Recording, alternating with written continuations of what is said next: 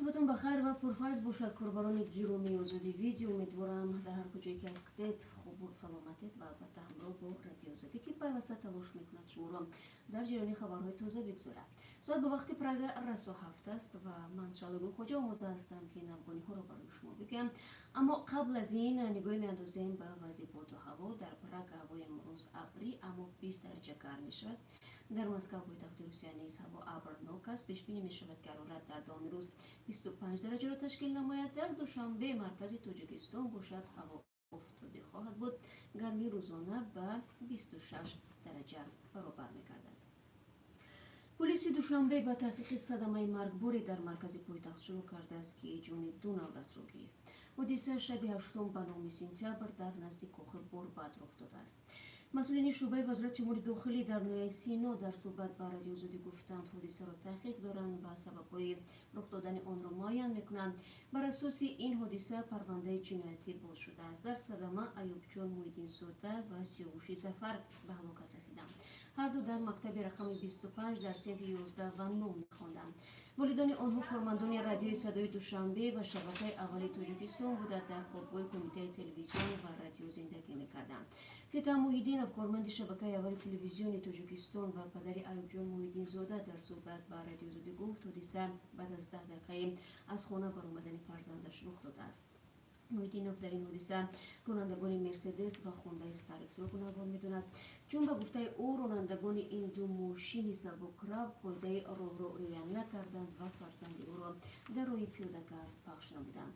جسد دو نورس بعد از ظهر روز 9 سپتامبر به خاک سپرده شد. طبق اطلاع دریافتی رادیو آزادی راننده خودروی مرسدس فضل‌الدین اولیا قلفی 29 ساله میباشد.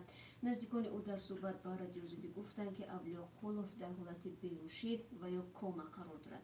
نزدیکان فضل‌الدین که با دیدار او به بیمارخانه آمدند گفتند در صدمه مذکور پسر آنها یکدار نبوده، یک ماشین دیگر به او خلل رسانده است که باعث به سر زدن صدمه گردید. مقامات میگویند جزئیات پوره حادثه را تنها بعد سنجش اعلام میکنند.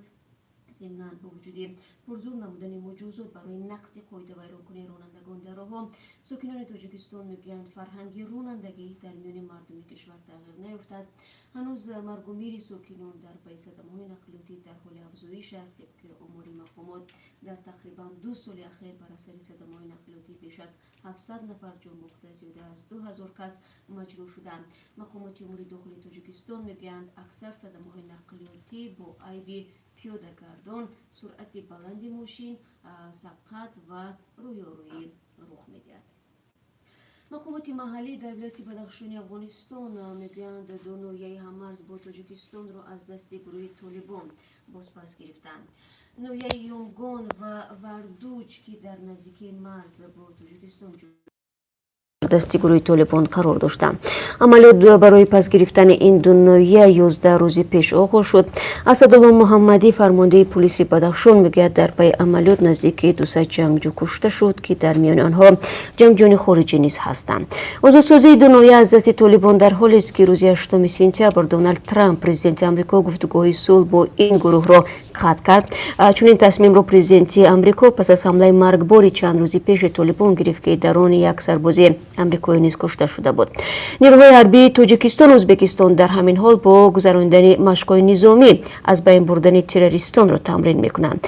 وزارت دفاع ازبکستان خبر داده است که مشق مشترک از 16 تا 21 سپتامبر سال روان در آزمایشگاه شهر نمنگان برگزار می‌شود. مقامات وزارت دفاع تاجیکستان هم گفتند در مشق‌های نظامی با ازبکستان کشتارهای زودعمل، خشکگرد سنتی و نیروی هوایی و مدافع ضد هوایی شرکت خواهند کرد.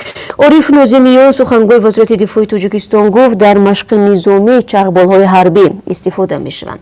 و گفته ناظمیان مرحله اول این مشق نظامی با هدف از بین بردن گروه تروریستان دایر می‌گردد و نیروهای هر دو کشور در این مشق‌ها حمله گروه تروریستانی شرطی را از زمین و از هوا محو میکنند. در یک سال اخیر این بار دوم است که ارتش تاجیکستان و ازبکستان مشق‌های مشترک برگزار میکنند. بار نخست در ماه سپتامبر سال 2018 در تعلیمگاه حربی چاروق درون ولایت سوغد مشق نظامی مشترک نیروهای مسلح دو کشور صورت گرفته بود. تاشکند دوشنبه دوام 27 سال مناسبت خیلی سر داشتند و برگزاری مشق‌های مشترک نظامی برای ارتش دو کشور امکان ناپذیر بود. مقامات هر دو جانب گفته بودند بعد عادی شدن روابط سیاسی تاجیکستان و ازبکستان و به سر قدرت آمدن پرزیدنت شوکت میرزیویف همکاری‌های نظامی میان دو کشور گسترش یافتند. امروز در جنوب تاجیکستان تجدید راه ماشینگردی کلاب مومن‌آباد شروع گردید. برای اجرای این طرح بیش از 214 میلیون سومانی پیش بینی شده است. در دوره لایحه مذکور تعمیر و نوسازی 35 کیلومتر راه و تجدید 6 پل صورت خواهد گرفت. راه ماشینگردی کلاب مومن‌آباد داوم سال‌های زیاد نوسازی نشده است و به طلبات جوابگو نبودن آن باعث مصرفات زیادی ساکنان می‌گردید. وکیلان حزب دموکرات آمریکا در مجلس نمایندگان به تحقیق قضیه فشار احتمالی رئیس جمهور دونالد ترامپ به اوکراین پرداختند تا به این وسیله درباره جو بایدن معلومات بدنام کننده به دست بیارد.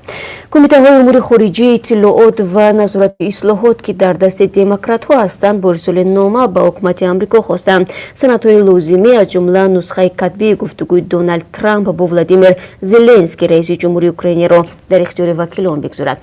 دونالد ترامپ قبلا گفت که 250 میلیون دلار کمک مالی نظامی وعدگی به اوکراین را نمیدهد. وکیلان خواستند سندها درباره این قرار را هم به آنها نشان بدهند.